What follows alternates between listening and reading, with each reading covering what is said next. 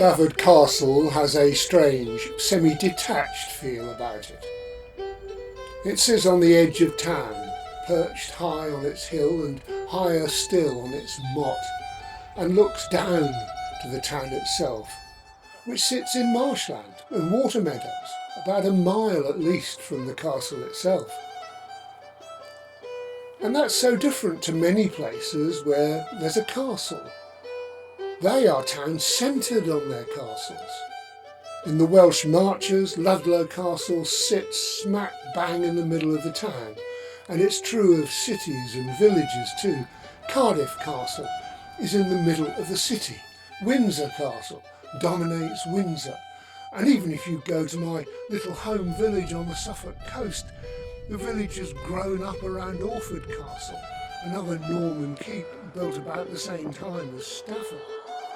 So why is Stafford isolated on its hill, virtually ignoring the town? Well, the answer may lie in the 2 centuries before the Norman invasion, before England was definitively England. Danish invaders were fighting it out with Anglo-Saxons, who had been invaders in their turn after the Roman Empire collapsed. It was a busy millennium, the first one. By the early 900s, Stafford was part of the Kingdom of Mercia, ruled by the children of Alfred the Great, and the route along the Sow Valley had become strategically important, both as a route to the other part of the kingdom and as part of the frontier with the Danelaw, the eastern half of England occupied by the Danes. It was Ethelflide, the daughter of King Alfred, who established the burgh of Stafford as a frontier post, probably a timber fortress, but its focus was to protect a crossing point on the Sow. And the word Stafford means a landing stage on a ford. Within 25 years, the town had its own mint and a booming local pottery industry. It's all that river clay. So by the time the Normans arrive 150 years later and decide they need to fortify the area, as they usually did, the town was already in place, and the flat lands around a river don't lend themselves to big Motte and Bailey castles. And these fortifications are massive. After recent restoration work at the castle and a programme of archaeological investigation, Stafford Castle is considered one of the best surviving examples of Norman earthworks in the country. Now, like most Norman castles, they were designed to dominate and terrify the local area. And this part of England was a focus of revolt at the time the castle was first built.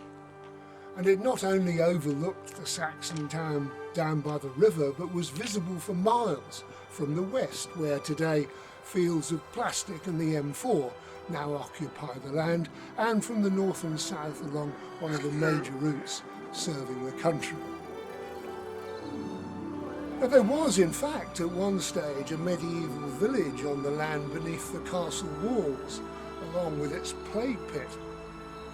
That village is now under grassy meadows, and its demise may be linked with the decline of the castle and the subsequent growth of the town.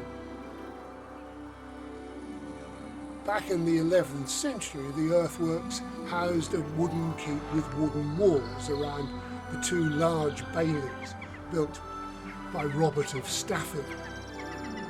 And then in the 14th century, Ralph, who became the first Earl of Stafford, ordered the building of a stone keep on top of the motte, and that was in 1347. Now, the Stafford family fortunes waxed and waned as they supported either the winning or losing sides in the endless battles of English royalty and nobles, with the castle entertaining Queen Elizabeth in Tudor times and being sold off to pay debts soon afterwards. Don't think the two are actually linked.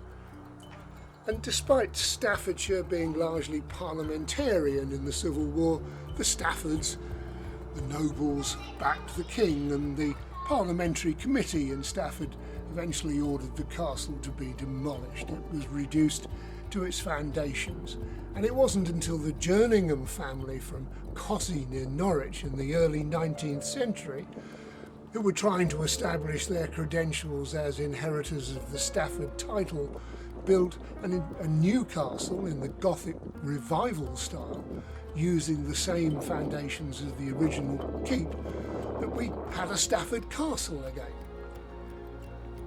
This large four-storey structure, using the stone and rubble from the original, didn't really last, and was occupied by caretakers at the turn of the last century before being abandoned again in the 1950s, derelict once more.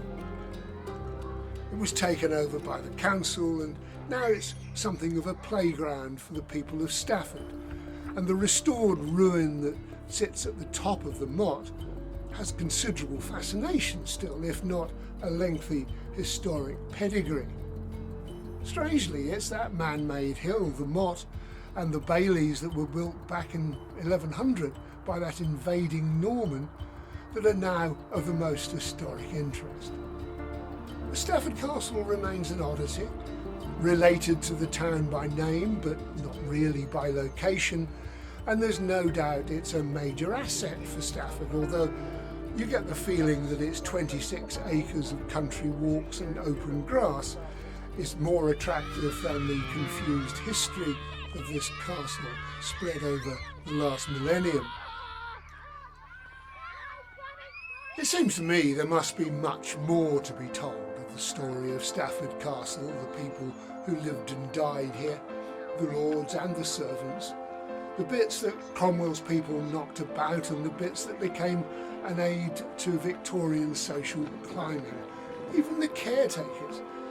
You can just picture them living among the crumbling ruins through the war and up to the 1950s. It feels like an undervalued asset, and one which would richly repay a bit more investment of time, effort, and of course, money.